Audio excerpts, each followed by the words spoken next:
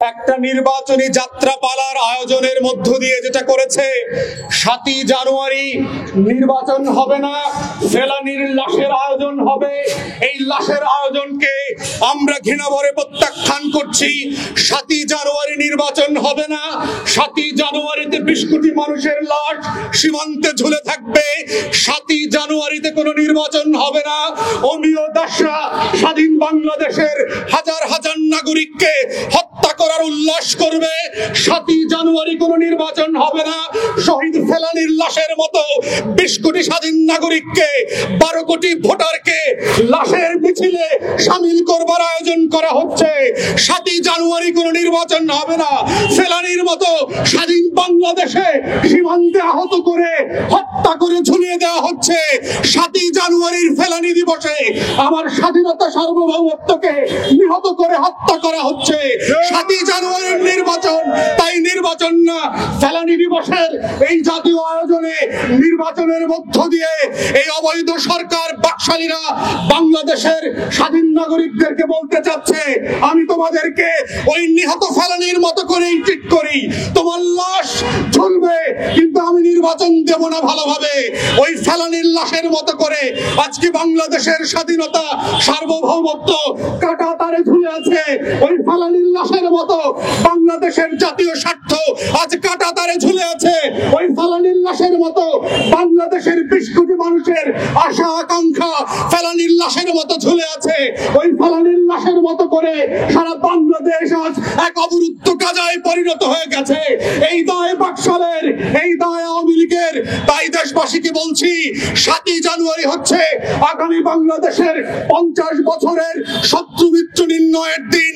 ৭ই জানুয়ারি ঠিক হবে নতুন বাংলাদেশের রাজাকার কারা। ৭ই জানুয়ারি ঠিক হবে নতুন বাংলাদেশের আলবদর কারা। ৭ই জানুয়ারি ঠিক হবে ভট্টরেরা নব্য হানাদার বাহিনীতে পরিণত হয়েছে। ৭ই জানুয়ারি ঠিক হবে বাংলাদেশের শত্রু কারা, বাংলাদেশের মিত্র কারা। ৭ই জানুয়ারি ঠিক হবে বাংলাদেশের বিদেশি বাটপাররা কারা কারা এই দেশকে পরাধীন করবার আয়োজন করছে। তাই ৭ই জানুয়ারিতে লোকদেরকে চিনে রাখেন, কারা নির্বাচন করছে, কারা ক্যাম্পেইন করছে, কারা পোস্টার ছাপিয়েছে, কারা অনলাইনে ভোটের বাটপারের নাটক আয়োজন করছে, কারা ক্যাম্পেইনের নামে লুটপাটের টাকা হালাল করছে। ৭ই জানুয়ারির এই চেহারাগুলোকে মনে রাখবেন, এই নব্য হানাদারদেরকে মনে রাখবেন, এই ৭ই জানুয়ারির আলবদর আর রাজাকারদেরকে মনে রাখবেন। বিচার হবে ৪০ বছর পর যেভাবে বিচার হয়েছে। ৭ই জানুয়ারির এই নব্য হানাদারদের বিচার এই দেশে আমরা করব এবং করবই।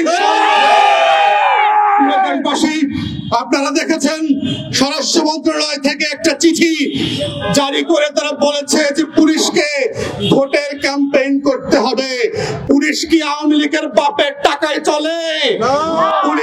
পুলিশ কি এই দেশের আওয়ামী লীগের সম্পত্তি না আমার জনগণের প্রজাতন্ত্রের কর্মচারী?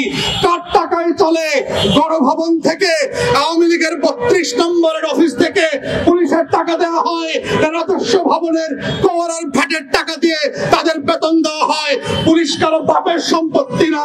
যে সকল পুলিশ অফিসাররা সতর্ক করে দিচ্ছি, বাকশালের এই অবৈধ নির্বাচনে মাইকিং করবেন, প্রচারণা করবেন, ভোট কেন্দ্রে মানুষকে ভয় দেখিয়ে নেবার চেষ্টা করবেন, আপনাদের নাম ব্যবসহ জাতি মনে রাখবে। বিচার থেকে মাফ পাবেন না, বিদেশি স্যাংশন থেকে আপনারা মুক্তি পাবেন না, আপনাদের তালিকা করা হচ্ছে। অতএব সাবধান হন। বাংলাদেশের স্বাধীন দেশের প্রজাতন্ত্রের কর্মচারী হিসাবে চাকরি করবেন, আওয়ামী বাকশালীদের লুটেরাদের সঙ্গে হবেন না। ৭ই জানুয়ারির ফেলানী দিবসে স্বাধীনতা সার্বভৌমত্বের বিরুদ্ধে এই যে নির্বাচনী নাটক হচ্ছে, এই নাটকের অভিনেতা অভিনেত্রী হবেন না। এই সাবধানের বাণী আপনাদেরকে শুনিয়ে দিয়ে আমার বক্তব্য এখানে শেষ করছি। সত্য, বস্তুনিষ্ঠ ও নিরপেক্ষ দৈনিক জনবাণী।